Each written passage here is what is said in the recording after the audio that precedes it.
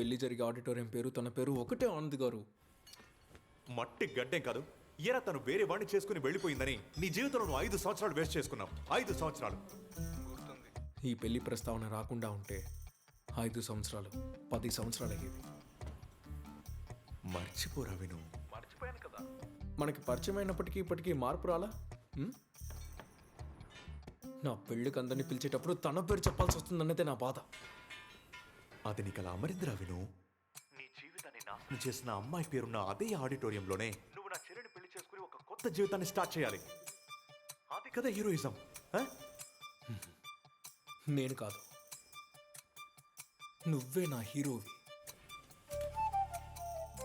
నాకు నువ్వు ఇచ్చే మోటివేషన్ వల్లే